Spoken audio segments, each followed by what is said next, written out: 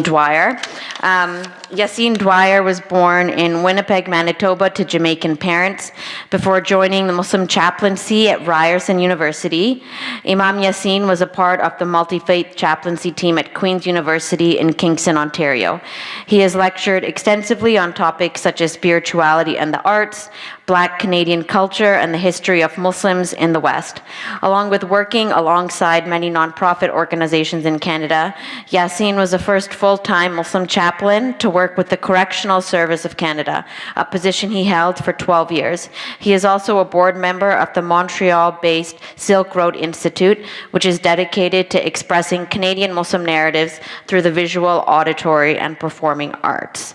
So with that, I will hand it over to Imam Yasin, and I think Imam Yasin, you'll talk, and then hopefully we'll have some time for people to ask any questions if they have.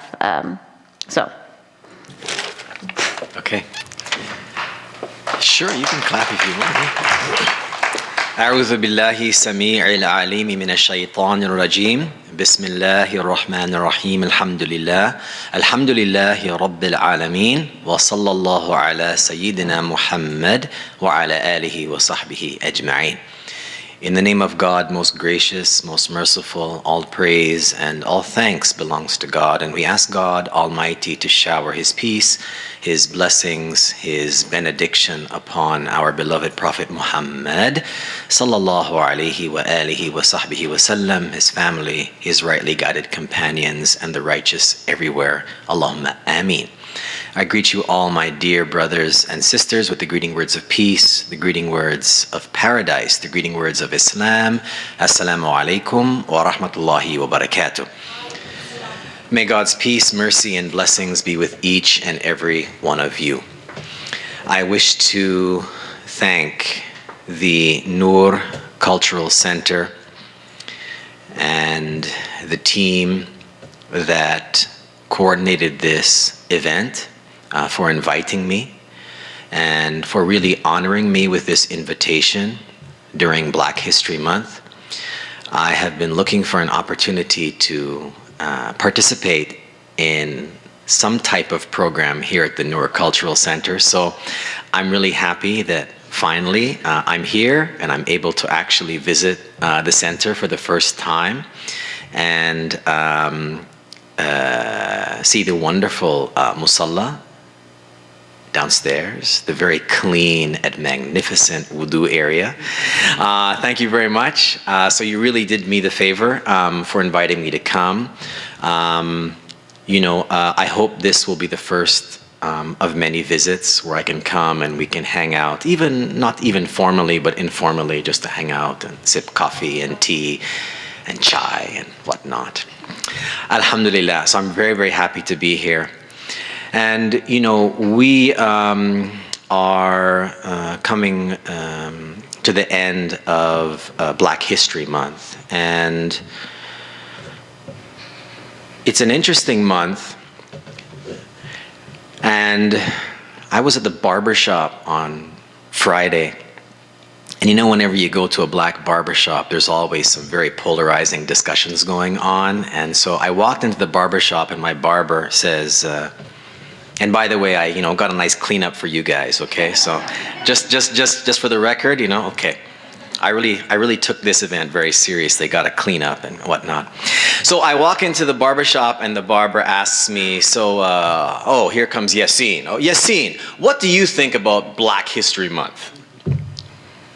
I said, what do you mean, what do I think about it? I said, well, what are you doing for Black History Month? And he asked me in a way that suggested that, he was looking for, looking to start a typical Black barbershop argument.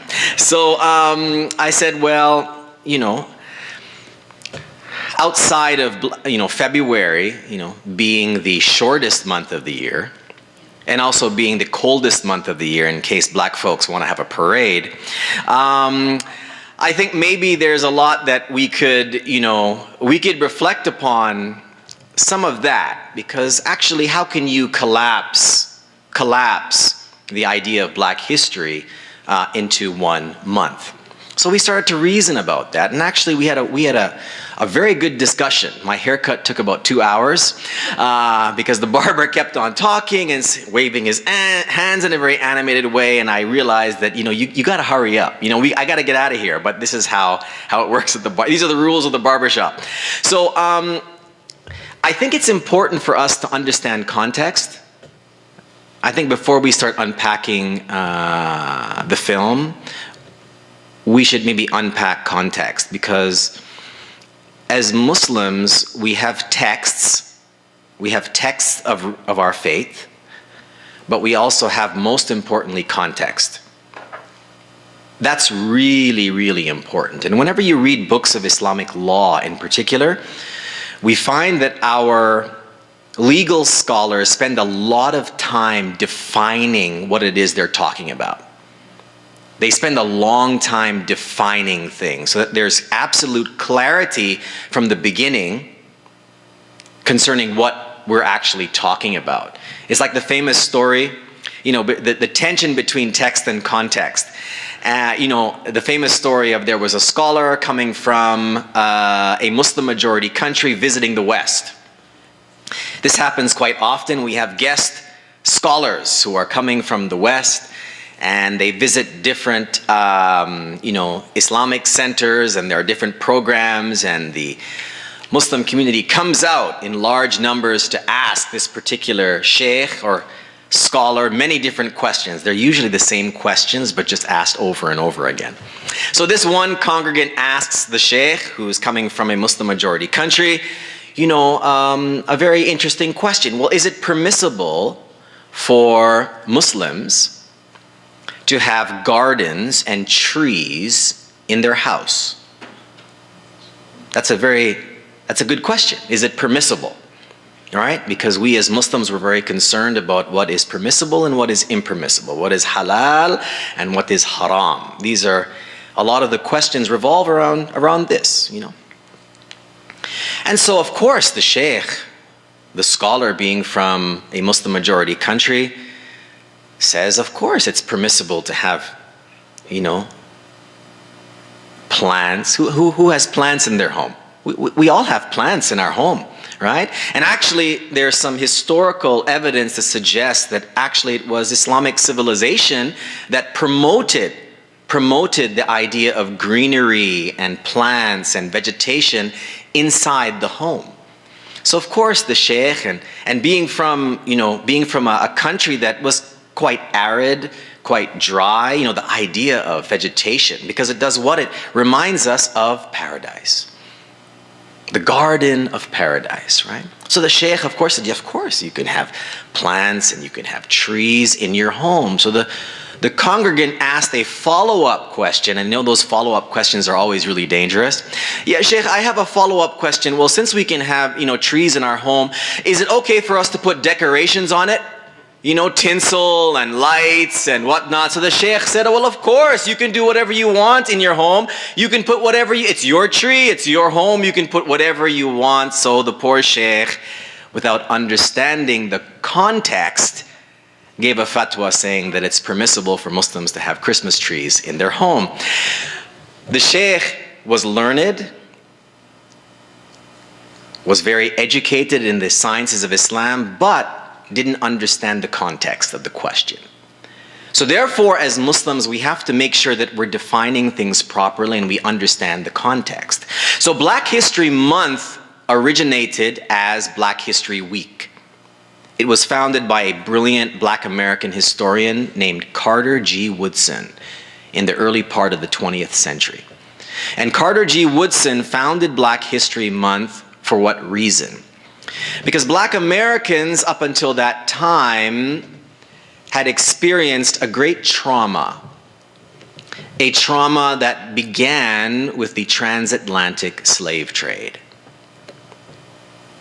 And the horrors of slavery in America produced a psychological effect upon Black Americans that forced them into a position of looking at themselves and being looked upon by white Americans as second, third, and perhaps even fourth class citizens.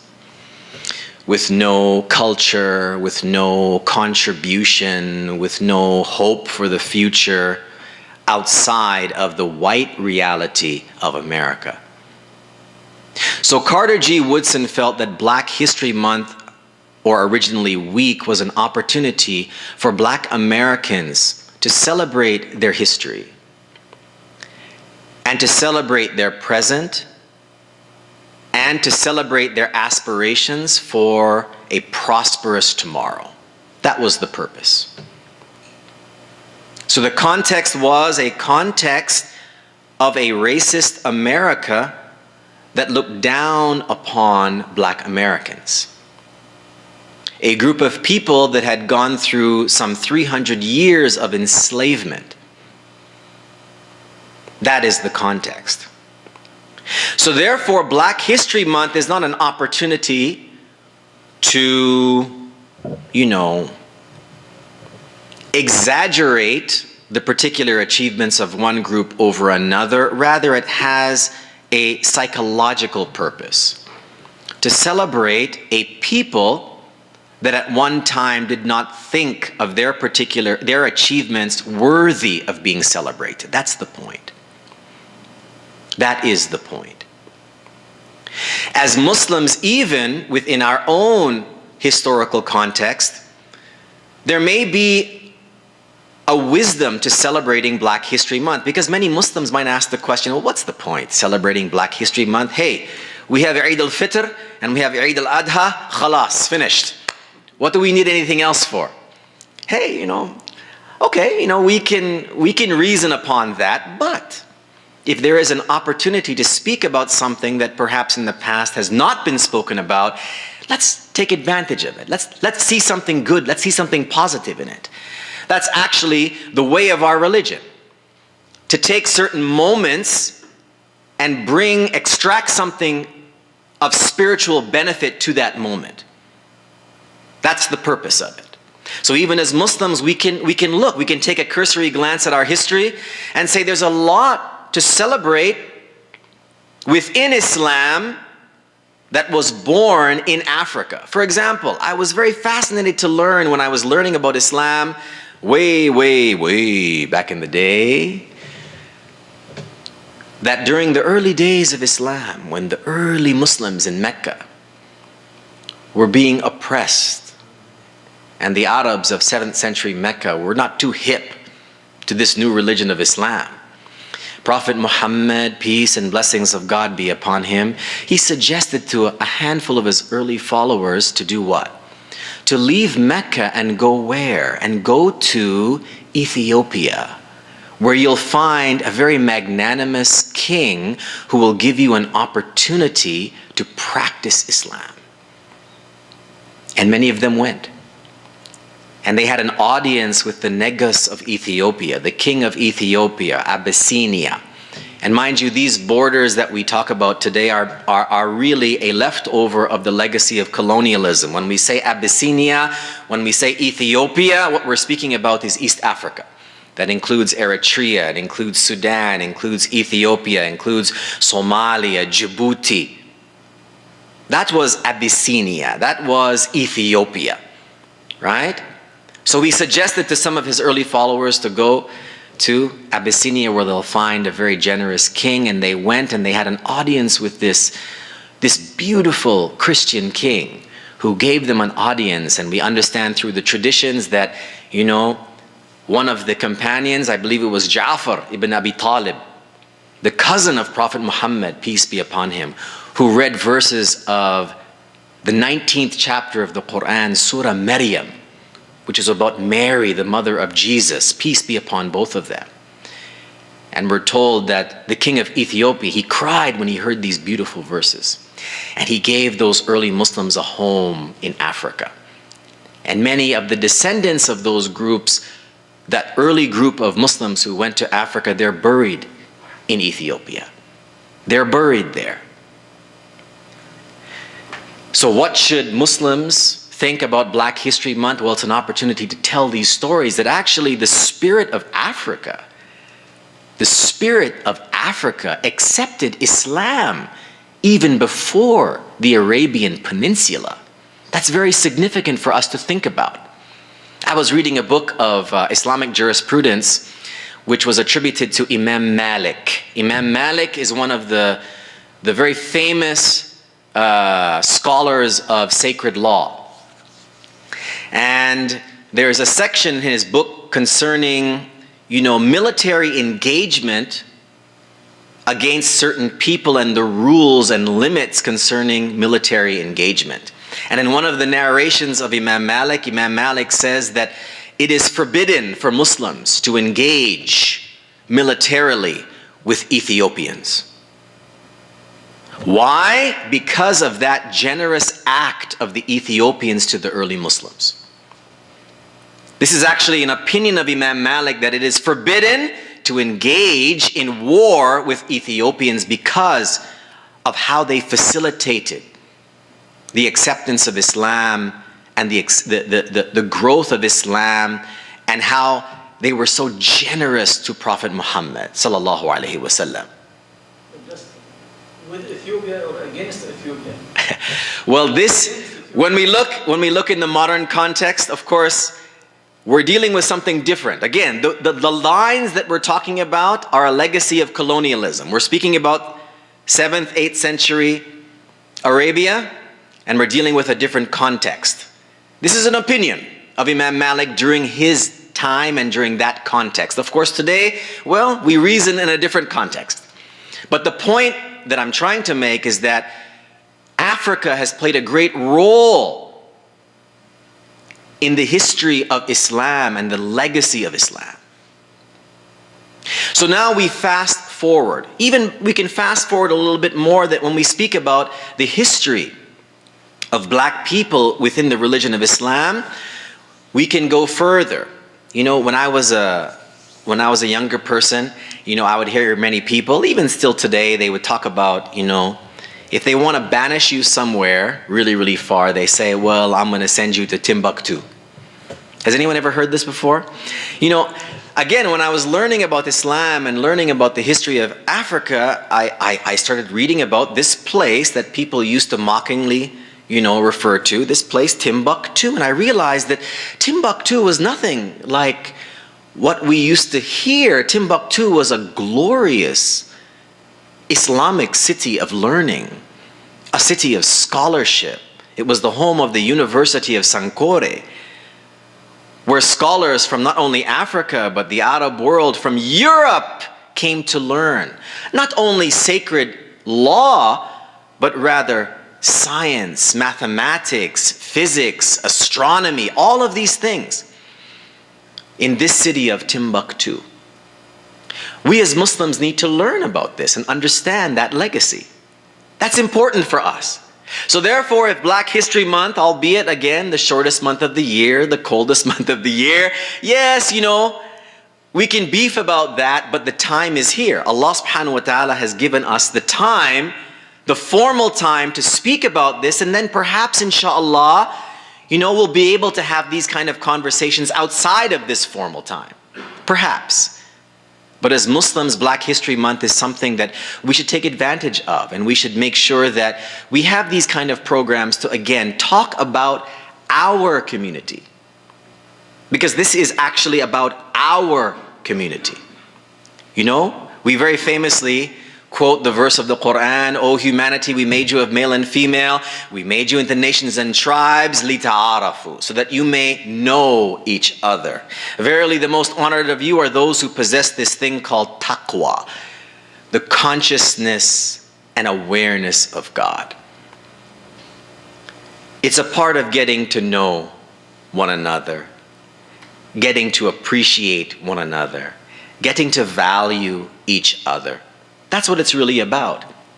And actually for Black people themselves, well, it's hard to get to know others before you know yourself. It's difficult to know others before you know yourself. So therefore, Black History Month, right, in its original intention was to help Black folk get to know themselves and maybe erase some of the lies that have been told about them from those who looked upon them as less than human beings.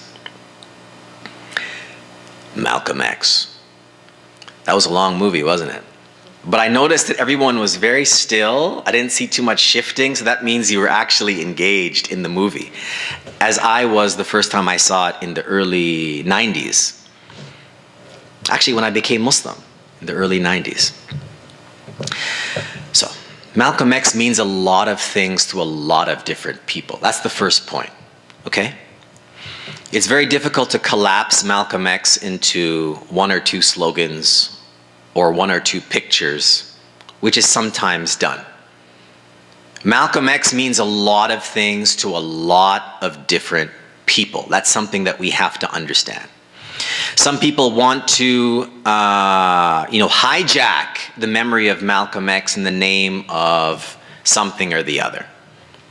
Well, I do not want to do that, and if I did that, or if anyone else does that, they actually become grave robbers, really. You actually become a grave robber, because Malcolm X meant a lot of things to a lot of different people. That's why many people talk about him. And that's why, whenever we have a program about Malcolm X, people show up, because he means something to a lot of different people. That's something very, very important. Why do we study the life of Malcolm X? Well, Malcolm X represents a lot of different things, but he represents, as Ossie Davis said in his eulogy to Malcolm X during his funeral, a living example of black manhood. A living example of black manhood. During that time in America, it was very, very difficult for black people to speak with confidence about being black. Very, very difficult. And we sometimes don't understand how difficult that may have been. But Malcolm X represented, that black shining prince, as Ossie Davis said in the eulogy. And that was very, very important to black people during that time.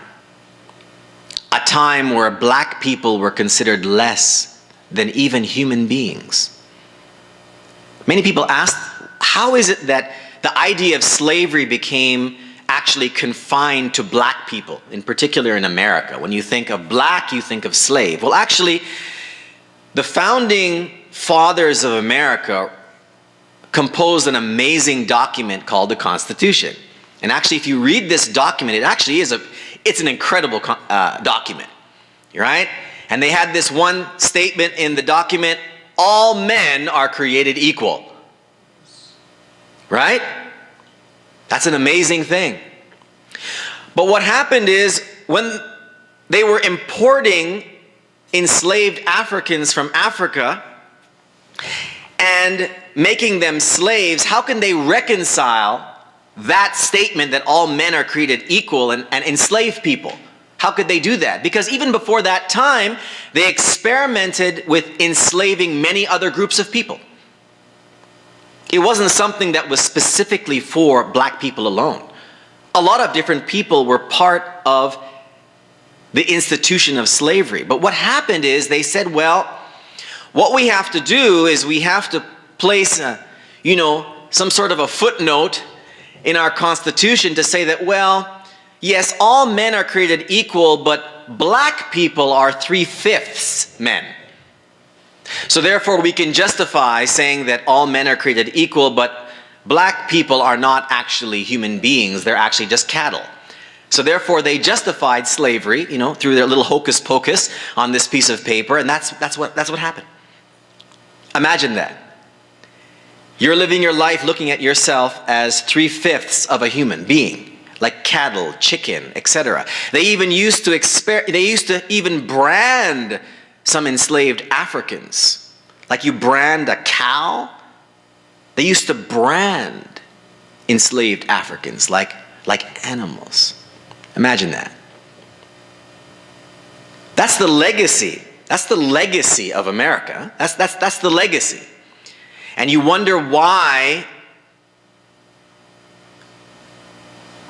black Americans may be, possessing lots of grievances. You wonder why. Well, Malcolm X, he said, well, you wonder why I am the way I am. Well, you could put a label on me, made in America. That's why I'm the way I am. So Malcolm represents this living black manhood and a reaffirmation, right? A reaffirmation of the dignity of blackness, especially in America. What does Malcolm X represent? Malcolm X also represents something very, very important for Muslims in the West. He represents an affirmation of Islam as a natural religion for black Americans. If you read books of history about the transatlantic slave trade, you'll learn that some 15 to 30% of the Africans who were enslaved and brought to the Americas were in fact Muslim. They were from traditional Islamic societies like the Mandinka, the Wolof, the Fulani people, the Hausa people, the Yoruba people, all of these great nations in West Africa, Islamic nations in West Africa. Many of the Africans who were enslaved were from these nations, and many of them came to the shores of America with Islam. They came as Muslims with Islam. But there was a concerted effort to actually stamp out any trace of Islam among the enslaved Africans who came in particular to the United States of America. Why? Because it was the enslaved African Muslims who were the most rebellious to the institution of slavery. Because someone who believes La ilaha illallah, that there's no God but the one God, is a very difficult person to enslave. That's a very difficult person to enslave. And many of the African Muslims who came, who were forcibly brought, also were literate.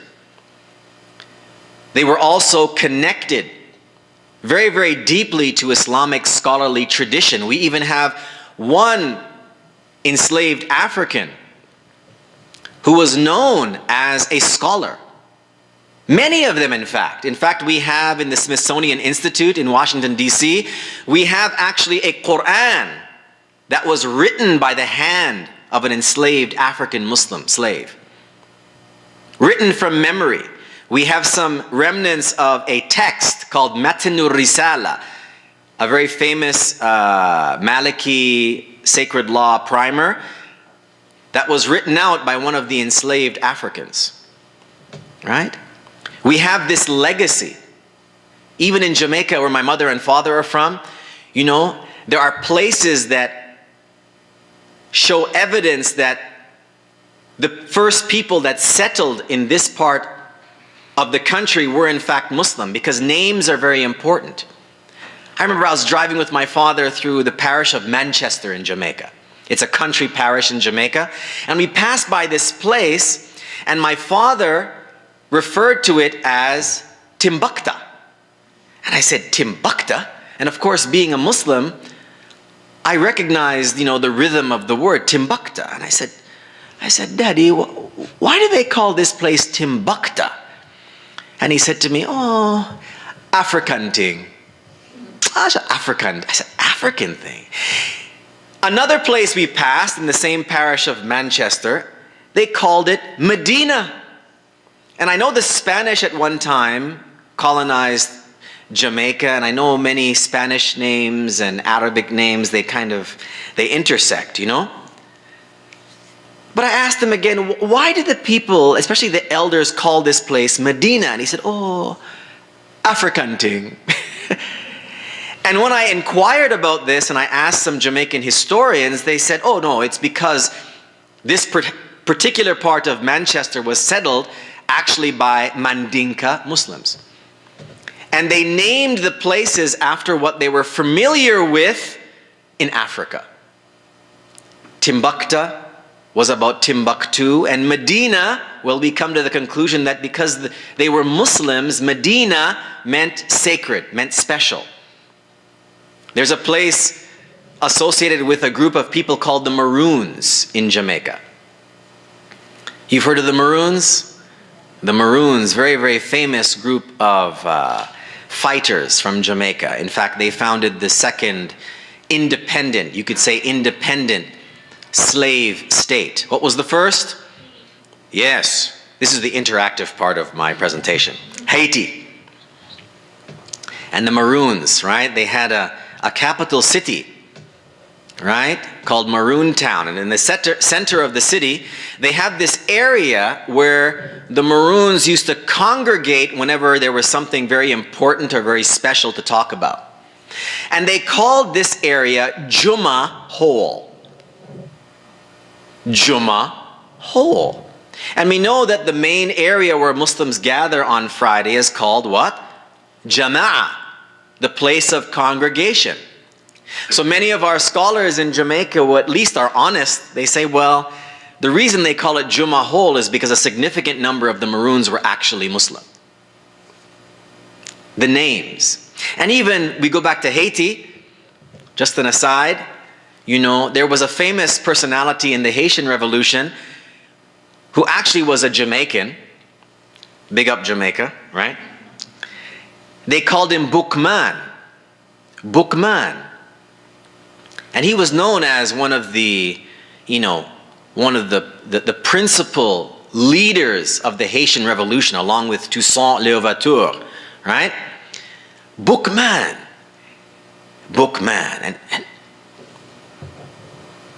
many scholars would inquire, why did they call him Bookman? Because he came from Jamaica with this name Bookman. Well, it turns out the reason they called him Bookman, surprise, surprise, he always had a book with him. He had a book. But what was this book? Well, history teaches us that before they would engage in battle with the French, they would call Bookman to read this book that only he knew how to read. And the book had all these strange symbols that no one could read except him. Well, our scholars teach us it was a Quran. He was Bookman, the man with the Quran. You know, many people associate him with the religion of voodoo. You know? However, no, our historians say, well, no, it's a bit more complicated than that, because the book that he had was a Quran, so it makes sense that he was a Muslim. I told one of my Haitian brothers this. He said, oh, Yasin, you are making too much problem for me, man. Too much problem. I said, no, check out the history. Bookman, he was actually a Muslim. Many of the instigators of the Haitian Revolution, in fact, were Muslims themselves. And we can go on and on about this history, but Malcolm X, part of his legacy is the reaffirmation of Islam as a religion for Black Americans. Has anyone ever been to Brooklyn? Yeah, my grandmother used to live in Brooklyn, right in Bed-Stuy, you know? And it's amazing, when you go to Brooklyn, it's like every other Black American male has a Muslim name. He's Omar, he's Jamal, he's Rahim, Rashid, everybody. They may not be Muslims, but Black Americans associate Islam with their authentic African self. They associate it with that. Even saying Assalamu alaikum in Brooklyn or Bronx or especially Philadelphia. Assalamu alaikum, brother. Assalamu alaikum, Ak. Everyone's like, yeah, Ak. Everybody's Ak. You know what Ak is? It's Akhi, my brother. It's part of Black American language now, to use the Islamic symbols as a means of expressing their authentic Black self. We sometimes laugh at sometimes Black American female names. Has anyone ever seen the show In Living Color? Don't worry, you can admit that you've seen In Living Color. I'm not that kind of imam, okay? Okay, I know everything about In Living Color, okay? So it's safe for you guys to admit it, okay? So there was a character where they had this really sassy, you know, Black American woman, and she had this really, you know, stereotypical Black American, Bunifa, Shaniqua, and whatever name, right? And we used to laugh and ha, ha, ha, ha. But you know what? I mean, why? Like, why do you find among Black American women in particular, these kind of creative, rhythmic names are sometimes, you know, the choice for naming, you know, Black American girls? Well, the thing is, they associate the rhythmic pattern of the name with, again, the authentic Black self. And where does it come from? It comes from the Islamic naming system. Khadija, Aziza, Samira. It's the same rhythm, so they get creative. Bunifa, Shaniqua, It's the same. So even that has come from the legacy of Islam within the Black American community. And with Malcolm X, he made it acceptable to be Black American and Muslim to the point where Black Americans took ownership of the religion. That the beautiful thing about the Black American Muslim community is that they did not inherit Islam from outside of America. That they accepted Islam on their own terms. On their own terms. That they saw Islam as an expression of their authentic Black self, and they saw Islam as the most appropriate religion for their own experience. They took ownership of it. They took ownership of it. And they were proud of it as well. And they wore it on their sleeve. The lesson for us is really deep, you know? And forgive me, I don't mean to put anyone on the spot. We're just reflecting on the life of Malcolm X and really the lessons that we can learn, because this is what it's all about, huh? Malcolm said that history is best qualified to reward all research. So therefore, we want to do research. We want to understand the relevance. We want to understand why Malcolm X is important. It's not just for entertainment. We did watch a movie, yes, but we want to learn something. We want to take something out of it and learn.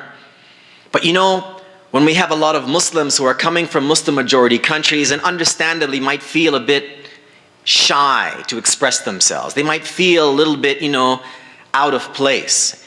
And perhaps Muhammad, having a beautiful name like Muhammad, right?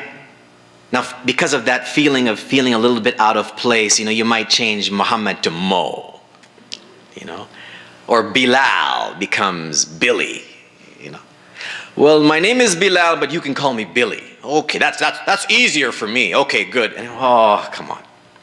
I mean, we spend all this time pronouncing all these very, very difficult, you know, Polish names, Ukrainian names, very consonant-heavy names. I'm sure some people can make an effort with Muhammad and Bilal and, you know. But we sometimes feel this shyness. But with Malcolm X, we learn the lesson that we don't have to be shy about our identity and who we are. We don't have to be. And the lesson with Black American Muslims, for us, for all of us, is just that. We take ownership of our religion and we feel proud about that. What is the legacy of Malcolm X? The legacy of Malcolm X as well is the fight against racism. Simple. We're made into male and female, nations and tribes, lita'arafu, so to know each other, to recognize each other. But hey, you know, Islam is not a racist religion. No way. No way. And I will defend that to the grave. However, the Muslims, we have some hiccups. Just like anybody else. And I'm not here to pick on Muslims. Because to be honest with you, I think we should, you know, we should big ourselves up a little bit. I think if you ask the question compared to what, I think Muslims do pretty well compared to others. I think we do. Because we do have texts that are very, very decisive and precise. It's like lightning. It's like lightning to those who promote falsehood. Our tradition is like that. But Malcolm X taught us something very, very important because he went through some stages in his life, right? And we saw it in the movie. And I'm telling you, you know, when you read the chapter Mecca in the autobiography, and we saw the beautiful images, and you know, for all the complaints that people have about Spike Lee in the movie and what he didn't do, and he didn't do this, he didn't show this, he made this mistake, I think the way he presented the religion of Islam, mashallah, it was very, very good, very positive. You can't help as a Muslim of faith just to cry when we hear Denzel Washington make that effort to read the Fatiha. You just can't help but just, your heart just, your heart gets so soft because you realize, yes, that's it. and the experience that Malcolm had in Mecca, and recognizing the universality of Islam, you can't help but just feel this softness and be so proud to be a Muslim. Like, that's it, you know? So Islam is a religion that is very, very firm against racism. Because imagine, we know the story in the Quran. We know that Iblis was ordered to do what? He was ordered to bow to the angels. Am I right or wrong? Yes, this is in the Quran, right? The angels, right? The angels were ordered to bow to Adam. Pardon me. They were ordered to bow to Adam.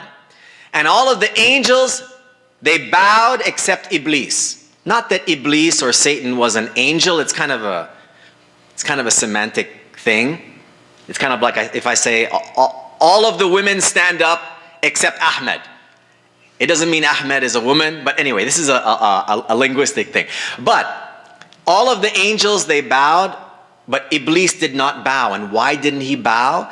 He refused to bow because he said, no. I'm made of smokeless fire.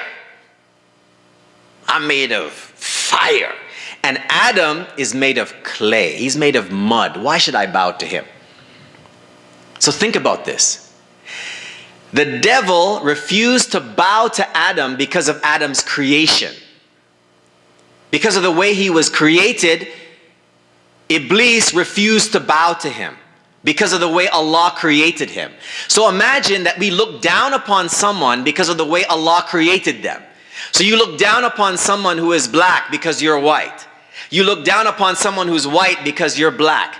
Allah created all of us in the best way. So who are we to look down upon someone? Who are we as men to look down upon a woman? Or who are we as a woman to look down upon a man? Allah created you the best way. So how could you look down upon someone because of their creation? The only way you can do that is if you are following the way of shaitan. That's the only way you can do it. That's the only way you can do it. So therefore, the legacy of Malcolm X is to show us that no, we have to be very, very firm and principled in our fight against racism of any kind. What is the legacy of Malcolm X? The legacy of Malcolm X is also an intellectual legacy. Malcolm was very intelligent. With only an 8th grade education. He went from being an 8th grade dropout to debating the best of the intellectual world at Harvard, at Oxford, and they couldn't handle Malcolm. They couldn't handle him. This former, drug dealer, this former street hustler, went to prison and became an intellectual giant for all of us with an 8th grade education. They couldn't handle him. And he helped us to expose some of the hypocrisy of our society that sometimes, bigs itself up a little bit too much. There's a lot of good here. And that's why most of us are actually here. We have to be honest. We have to be honest. We have to be straight up. You can't be so woke not to realize the truth of why most of us are right here. Because there's so much good.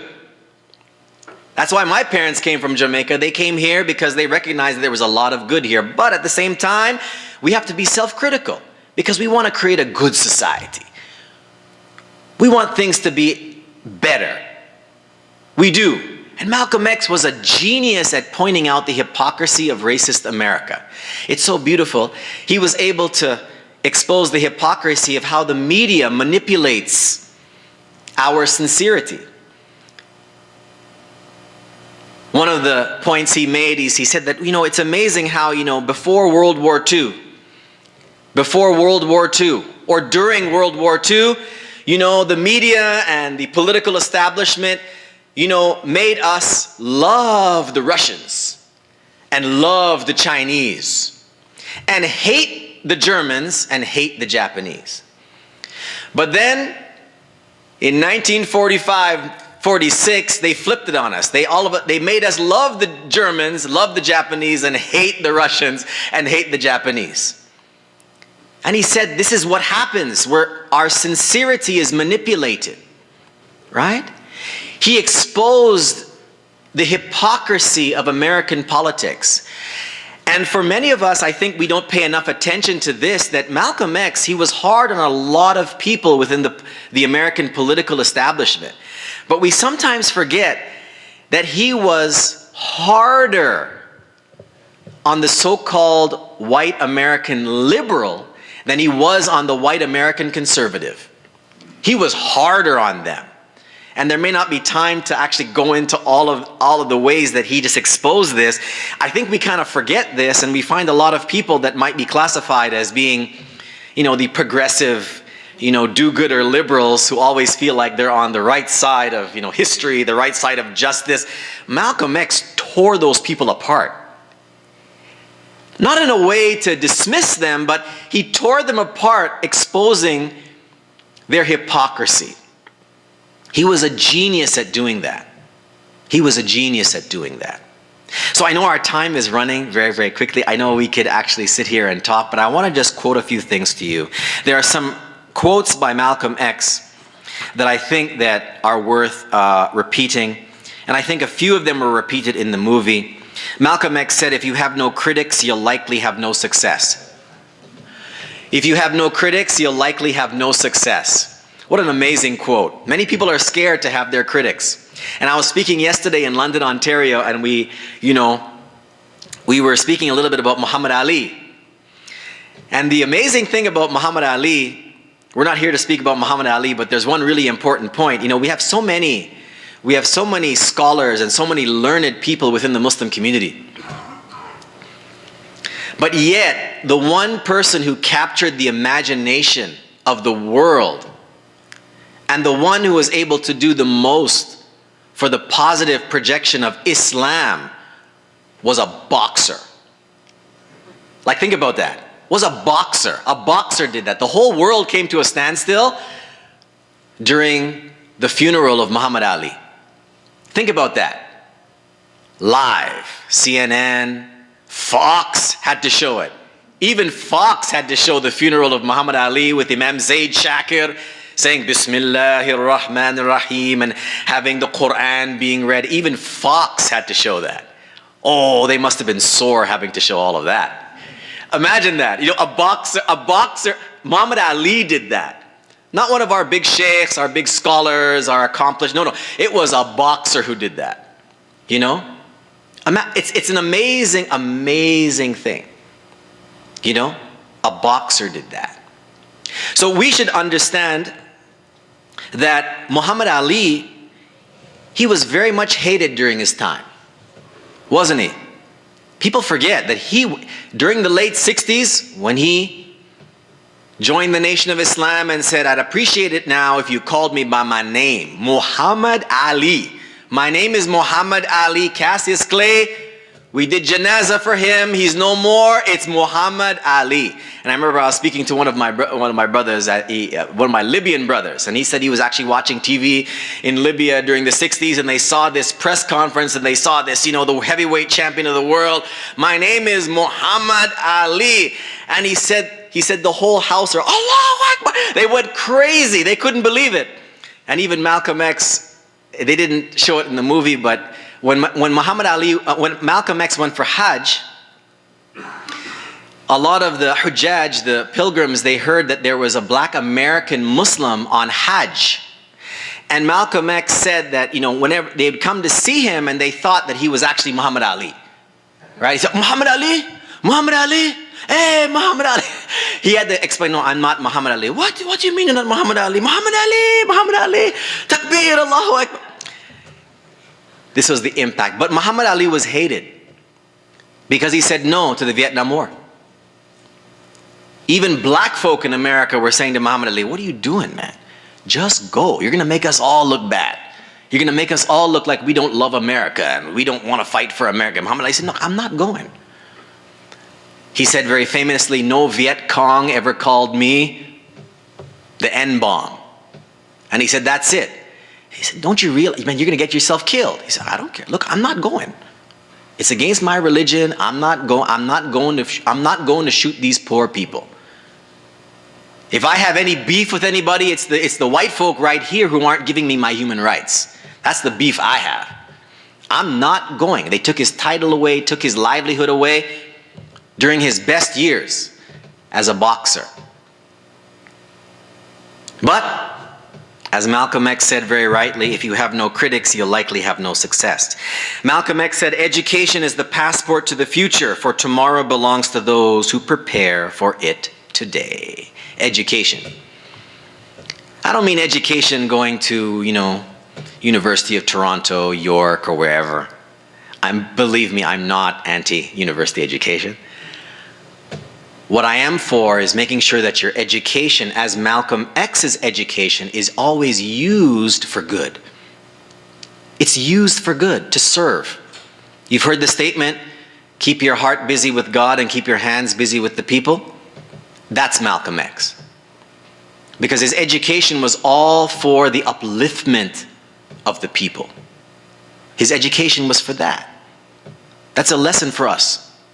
That's a serious lesson for us. And not even, again, formal university education, but having something, a skill that you can serve the people with, that makes you of benefit to the society. Imagine, did you hear about this story about this Nigerian doctor who was able to remove a tumor from a child still in the womb of, I believe it was a male child, his mother. So this Nigerian doctor actually took the child out of the womb, removed a malignant tumor from the fetus, put the baby back in the womb, and the woman gave birth 8 months later. Imagine this. This Nigerian doctor. Now, I'm not sure what this white lady thought of black people before that, but it didn't really matter, did it? Because that was the only doctor willing to risk performing that surgery, and it was a black man who performed that surgery, making yourself useful to the people. Whether they hate you or not, it's funny, I heard one of my relatives said, well, if white people don't like you, well, don't worry. Or if white people hate you, don't worry. Or if they don't like you, don't worry, because if they like themselves more, if there's something that you can do for them, they won't worry about it. Because they like themselves more. The racist always loves themselves more. So if there's something that you can do for them, believe me, they'll forget about their racism. Perhaps. Perhaps. But this is the legacy of Malcolm X. I want to quote something lastly, before we get into some. He also said, a man who stands for nothing will fall for anything. A very famous quote. A man who stands for nothing will fall for anything. And we can see this actually played out very clearly on social media. I'll leave that to marinate with you all, folks. You can't separate peace from freedom because no one can be at peace unless he is free. We always hear, no justice, no peace. No justice, no peace. No justice, no peace. Hey, no peace, no justice. We can't give what we don't have. Sometimes many of our brothers and sisters who have good intention, they sometimes forget that you can't give what you don't have sometimes, If you're not of sound mind, you're not of sound spirit, then don't expect to project that sound mind and sound spirit to others. Malcolm X was a pure human being. We sometimes forget, because of the multiple identities that Malcolm X carried, we sometimes forget that, hey, he was a Muslim. He woke up 5 o'clock in the morning to say his prayers. You know that? Woke up at 5 o'clock in the morning every day to say he barely slept. He was one of those folks that slept maybe 2-3 hours a night. He ate 1 meal a day. He ate 1 meal a day. Didn't want to waste his time sitting around eating and stuffing his belly. No, he ate one meal a day. He wasn't someone who was, and as the film they portrayed it very, very well, that Malcolm was somewhat standoffish with women. When they portrayed the courtship between him and Betty Shabazz really, really well. He was like that. He was really serious. He said, "Oh man, like he was always very, very, somewhat distrustful of, the motives of women around him. So he was always very kind of standoffish. But Betty got him. Yeah, Betty got him. Right? He wasn't into that. He was into serving. That's something very, very important for us to think about. And as well, I guess I'll end on this, that we can't forget, behind every great man there is a great woman. And Betty Shabazz is buried right beside her husband. And she played a great role in making him the man that he was. And if you can visit upstate New York and visit their graves and offer a Fatiha for them, this would be something very appropriate. So I'll leave it there. And inshallah, we have, I think, a few minutes for questions and answer. Thank you again for the invitation. May Allah subhanahu wa ta'ala guide us all on the straight path, the path of those whom He has blessed, and not the path of those who earn His anger, His curse, His vexation, or those who go astray. Allahumma ameen. Does anyone have any questions or comments? Yes, my brother. Question, can you hold the line up there? Just because we're filming it. Oh, you're filming it, yeah. And sorry, if anyone else has questions, please line up now.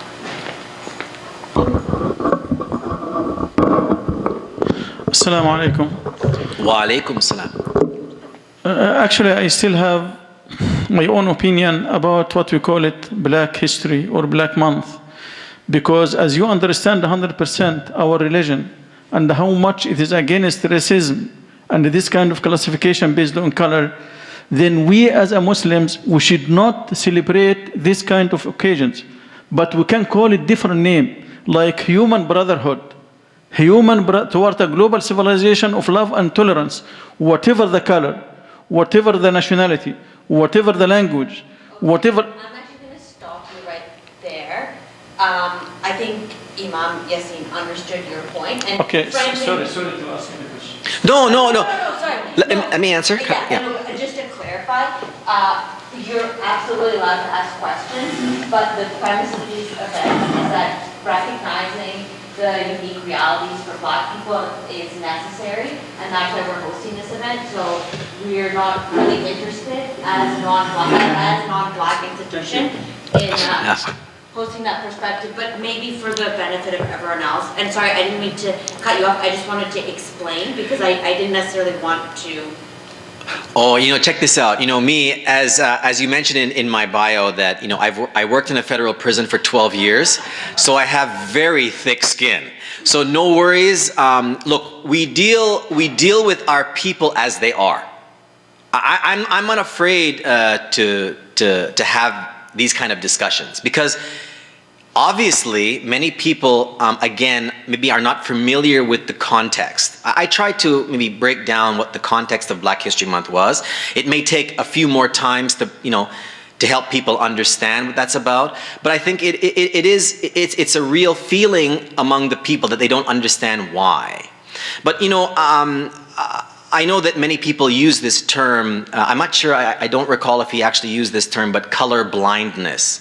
I'm not actually into this idea of color blindness because when you meet somebody, well, you break down people based on what you see. And oftentimes you see people, okay, this person looks like they might be from Somalia.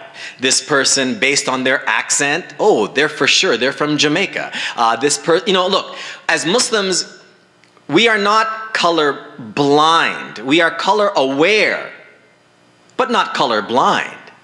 I mean, that's why whenever we meet each other, especially in Toronto, in the 416, the 905, you meet a Muslim for the first time. Salaam alaikum, brother. Salaam alaikum, sister. How you doing? What's going on? Oh, mashallah, I haven't seen you. Hey, where are you from?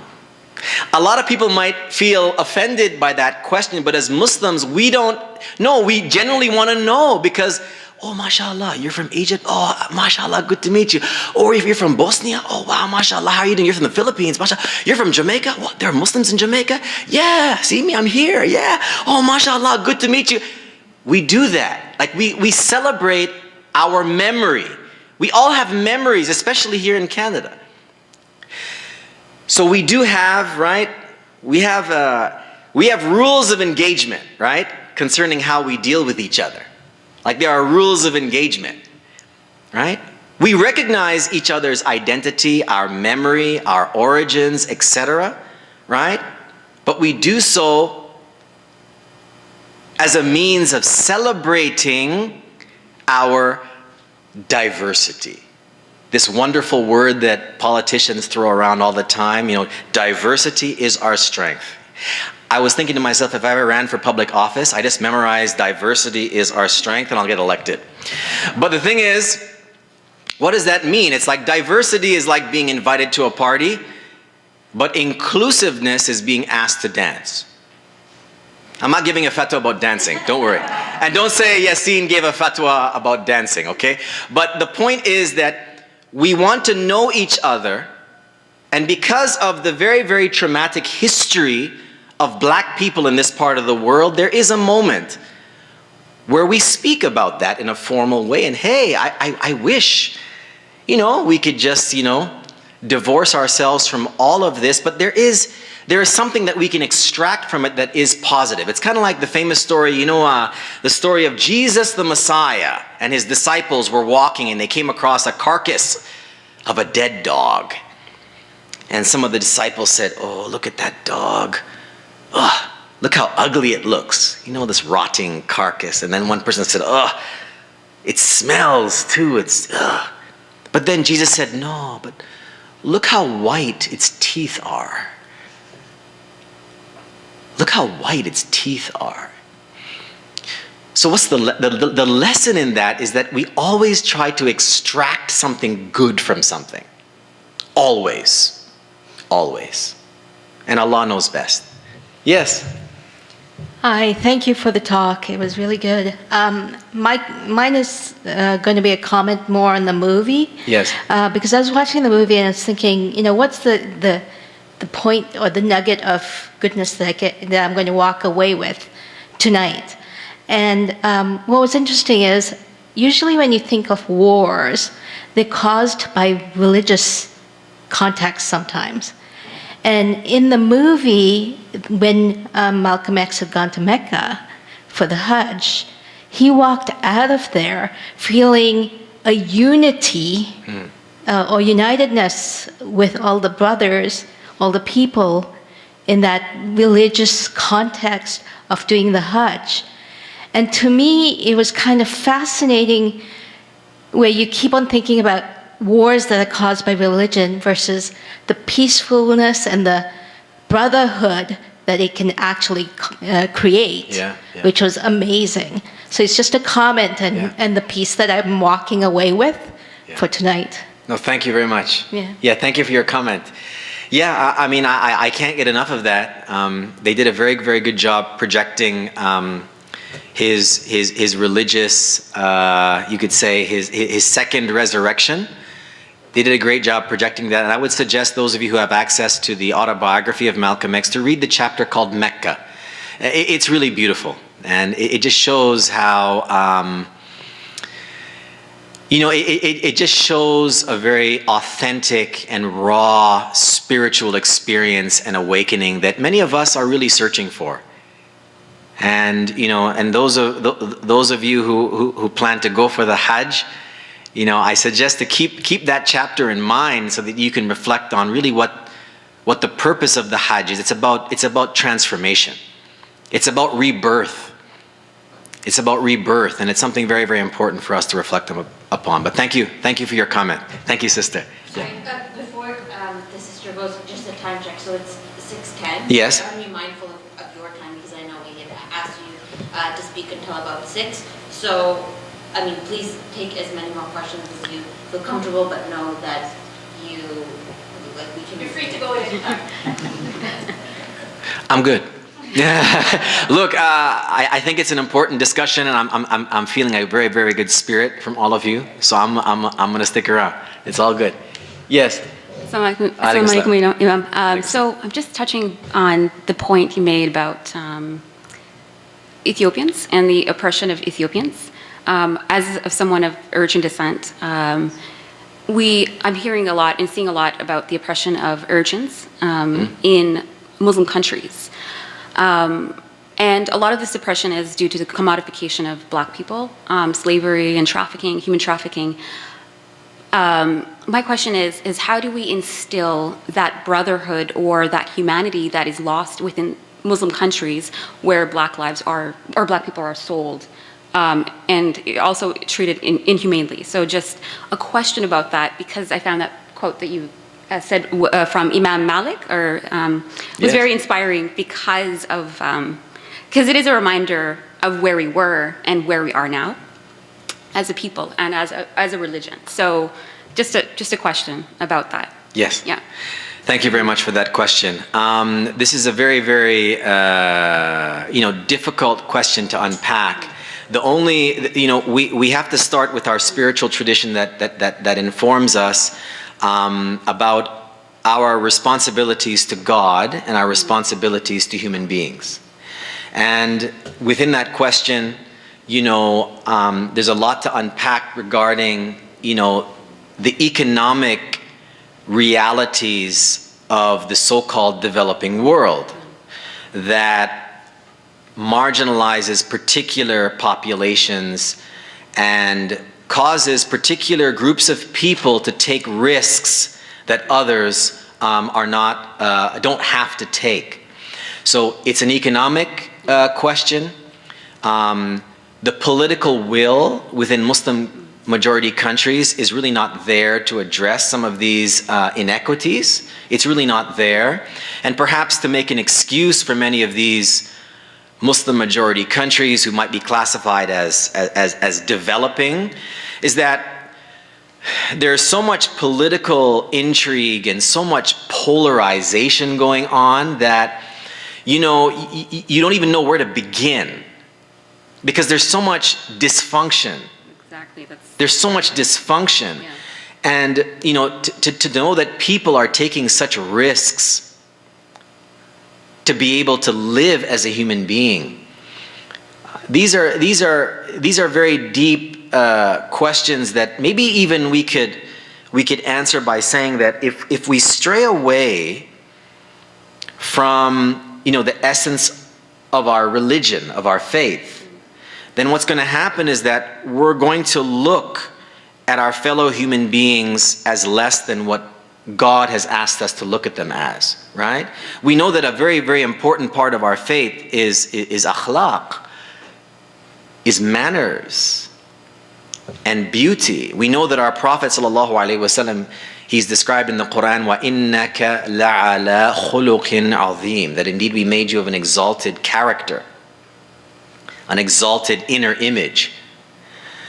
But if we don't understand that as Muslims, even in the political sphere, because sometimes we feel that, okay, you're exempt if you're in the political sphere. Yeah. You don't have to be a nice person because politics is all about politricks, yeah, right?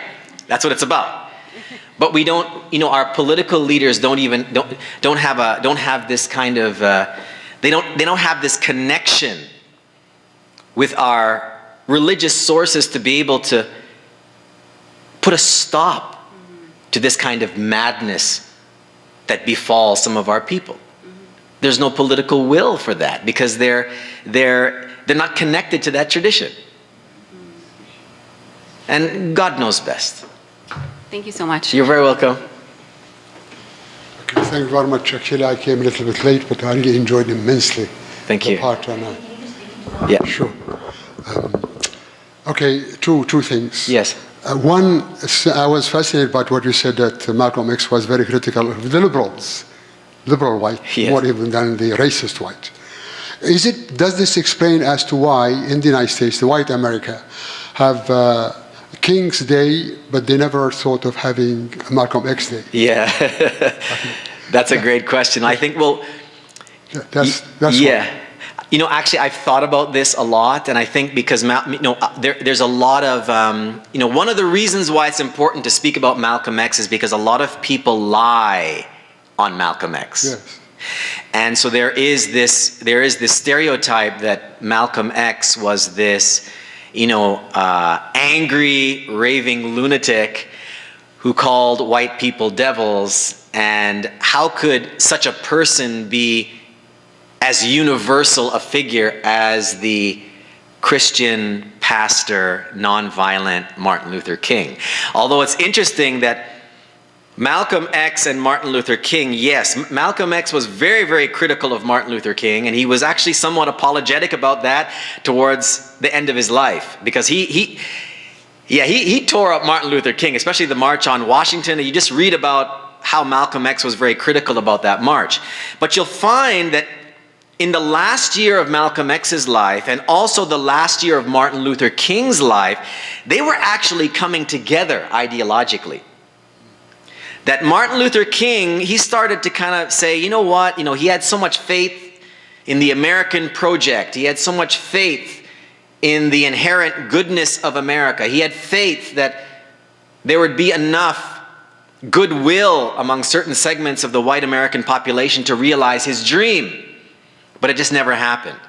And Martin Luther King began to do what? And perhaps some say that this is perhaps what really put the nail in his coffin, that he began to speak out against the Vietnam War. And he began to speak about some of the economic inequalities between the haves and the have-nots in America. So actually, when we look at Malcolm X and we look at Martin Luther King, for me, I see them as very similar. But because of Malcolm X before Mecca, because of that phase of his life, people are kind of stuck there. And so they don't look at him in a similar way as Martin Luther King. And as well, I think because Martin Luther King as well was a pastor. He belonged to the Christian tradition. So Americans are more comfortable with this. They're still not comfortable with a black American Muslim who is looked upon as an American hero. They're not comfortable with that. Well, see, my second question actually, which really related to this one. When you look at the world today, actually the Muslim world is producing more refugees than ever before. There are more conflicts in the Muslim world than ever before. Yes. And the biggest market for arms, all of which is produced even in the United States, Europe, or Russia, or even China. And yet they are used by Muslims against Muslims. So there must be something wrong. Where did we go wrong here? That's one. The second, and again, it's actually this friend of mine asked me to ask this question. And I'm in academia, I teach at university, okay? And I notice actually when I meet Muslim students coming from the various Muslim countries, I see a great deal of racism. So it means that either the educational system or the way they are brought up or whatever, there's something, there is a total mismatch. Like, what kind of Islam were you taught?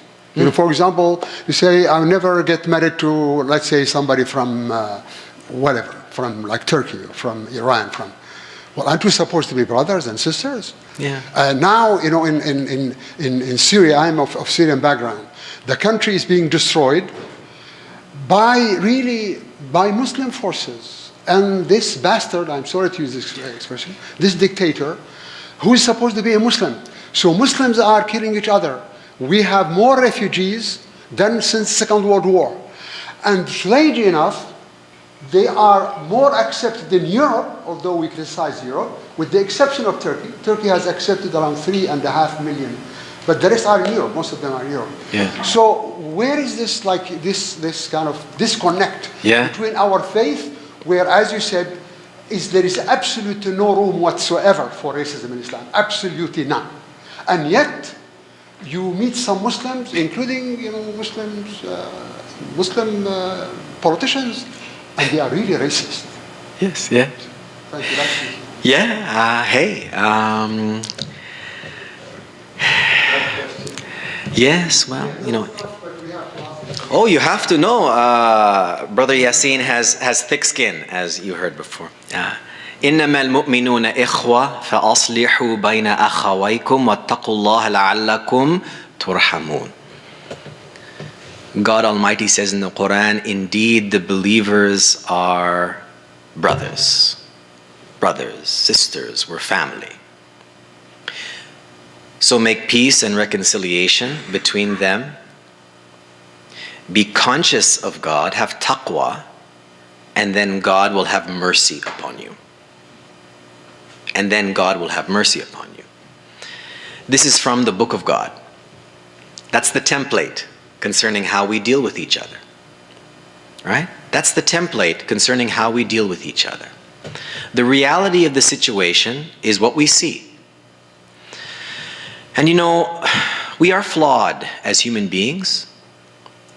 We make a lot of mistakes and we make a lot of errors that cause a lot of harm to people. And concerning how we solve that problem, I don't know how we solve it except one community at a time.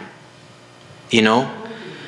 And it may be understandable. You know, we are in, maybe I'll answer it this way. We are in a very unique situation here in Canada that we interact, those of us who have been here for some time and maybe a few generations, we interact with so many different groups of people.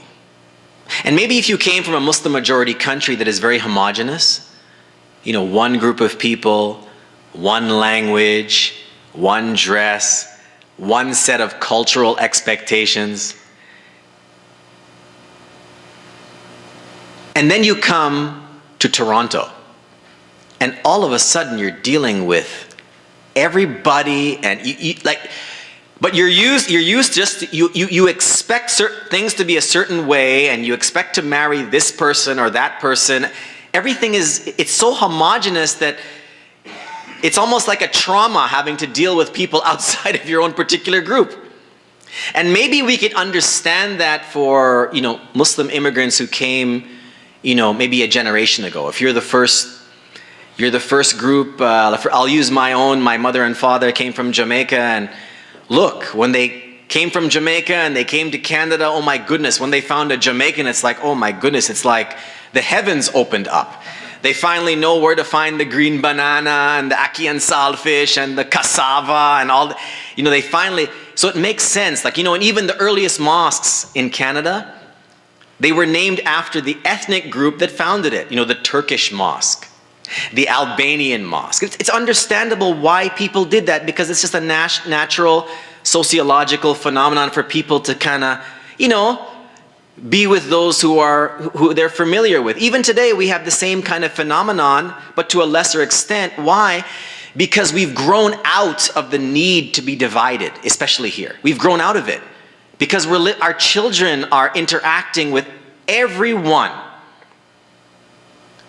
So this organic process is just producing what we want to see as Muslims, that Islam is a universal way of life, and yes, we recognize each other as brothers and as sisters. Whereas in Muslim majority countries, they still struggle with that because they're not familiar with how to even deal with that. You understand? On a political level, oh, this is just a different animal. They just, as we say in the street, you know, they just go, you know, politics in the Muslim world, it's like they just go for the okie doke. The okie doke is kind of like the political hustle. They're just tricked so easily. And everyone is fighting for the kursi. You know, everyone's fighting for the chair. It's like a drug. It's like a drug for these people. It's an absolute drug for these people. I want the chair. I want the seat. And they will sell out their own mothers for that. They'll sell out their own mothers for that. So are we surprised that they sell out people from this tribe or this color or that color? This is why our ulama, our scholars in the past, like even, let's keep it focused on Black History Month, the scholars of Timbuktu. It was amazing. The leaders of Timbuktu always went to the ulama of Timbuktu before they were confirmed as leaders. They went to them to receive the blessing, the responsibility for, you know, governing the people. But today, No. Unfortunately, our scholars have to beg for crumbs. They have to beg for the crumbs from the leaders in our world, the so-called leaders in our world. This is what's happening. But on our level, you know, we do what we're doing now, get to know each other. We give salams. How are you, my brother? How are you, my sister? We have control over this. And then we can thrive this way. But when we get mixed up in this politrick game, that's when things get really confusing. And Allahu Alam, God knows best. Yeah. Thank you, Imam Yasin. I think that seems like a wonderful note to end on and a good place to stop, especially because we are running past our scheduled time. So firstly, I want to say a very big thank you to Imam Yasin Dwyer for leading this very inspiring discussion. So please. And as well, I want to congratulate again the Noor Cultural Center and recognize this, that again, we take every opportunity to project goodness, right? And, unfortunately, we have a lot of people that are what I would call professionally angry, right? They're professionally angry, and it's like, if they see you walking on water, they'll say, oh, it's because they can't swim. It's like there are some people, but the thing is, take advantage of this opportunity to do good. Take advantage of this opportunity to speak about things that we can learn from and we can benefit from and we can, lift our spirits. Take advantage of this. And I look forward to, more events that are similar, inshallah. But thank you. May Allah bless you and may Allah facilitate goodness for you and for this center. Allahumma ameen. And thank you so much for your generosity of time and spirit and in so many ways. So, you're welcome. With that, I think we will close. So everyone drive safe, grab some more snacks on your way out if there's anything left.